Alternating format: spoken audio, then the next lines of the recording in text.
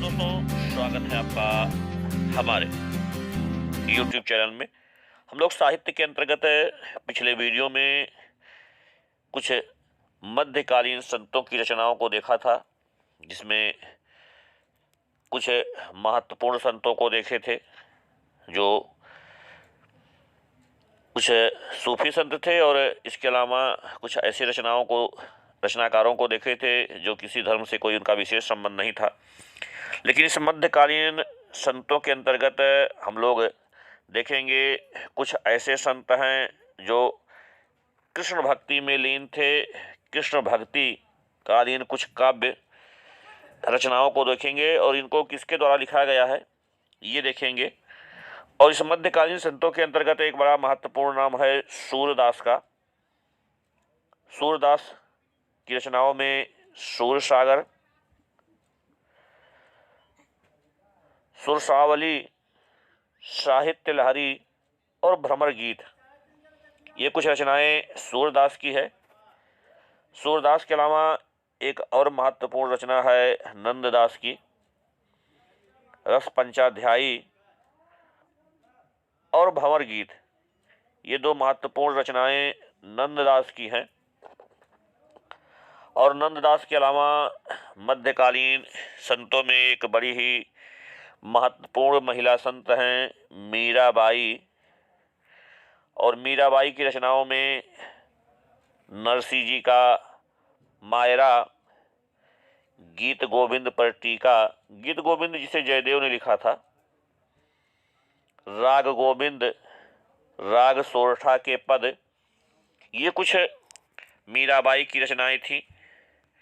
मीराबाई के अलावा एक कृष्ण भक्ति में लीन मुस्लिम कवि थे रसखान। अगर रसखान की महत्वपूर्ण रचनाओं की बात की जाए तो रसखान की रचनाओं में प्रेम वाटिका, सुजान रसखान, दान लीला,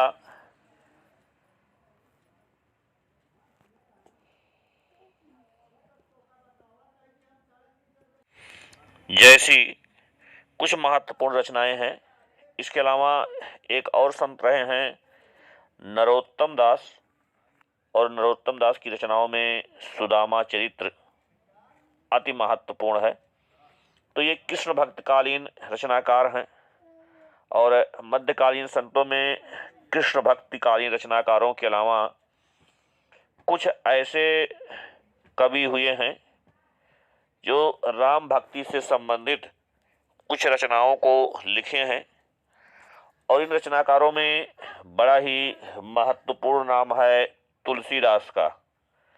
जी हाँ दोस्तों, देखते हैं तुलसीदास की बहुत सी रचनाएं हैं। इन रचनाओं में रामचरितमानस, रामायण दोस्तों तुलसीदास ने नहीं लिखा है, रामायण को लिखने वाले जिनका मूल नाम था रत्नाकर, और उसे लिखने वाले थे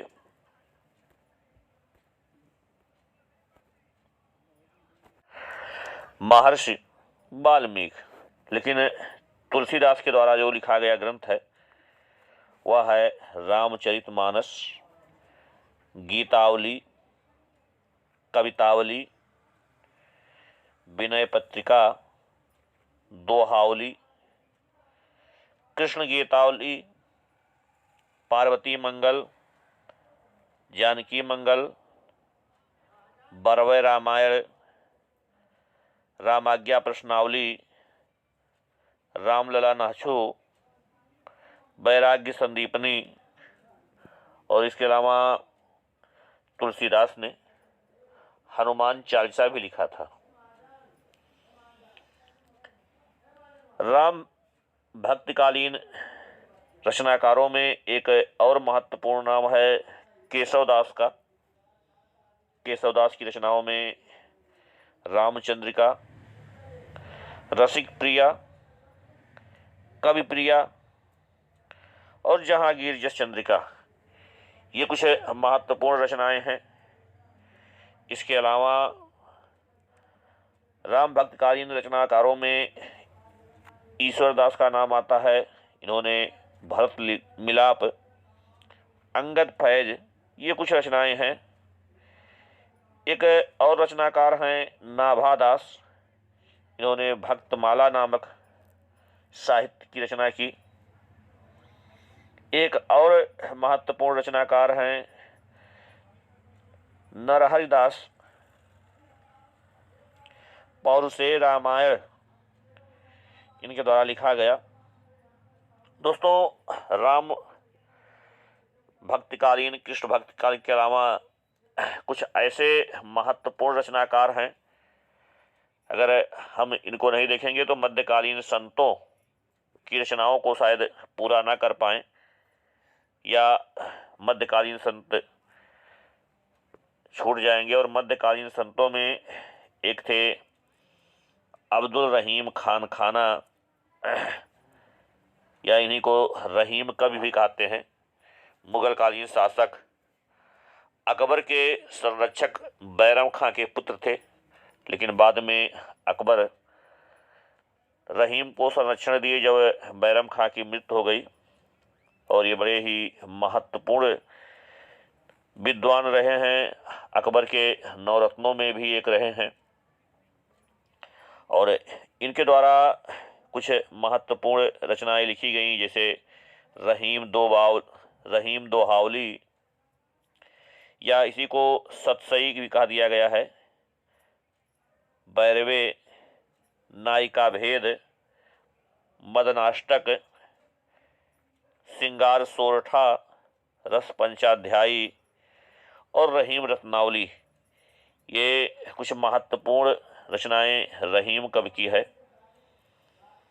इसके अलावा एक और महत्वपूर्ण रचनाकार हैं सेनापति, इन्होंने काव्य कल्पद्रुम नाम की एक रचना लिखी। इसके अलावा एक और रचनाकार हैं, बहुत महत्वपूर्ण हैं, और वो हैं पोहकर कवि, इन्होंने रत्न नाम की पुस्तिका को लिखा। सुंदर ने सुंदर श्रृंगार नामक ग्रंथ की रचना की। और लालचंद्र की रचना है पद्मनी चरित्र। तो ये कुछ रचनाएं रही हैं मध्यकाल की। दोस्तों, हम लोग अगले वीडियो में उत्तर मध्यकालीन या रीतकालीन रचनाएं देखेंगे, और उन रचनाओं को किसके द्वारा रचा गया है यह हम लोग अगले वीडियो में देखेंगे। इस वीडियो में बस इतना ही। हमसे जुड़ने के लिए आप सबका बहुत बहुत धन्यवाद।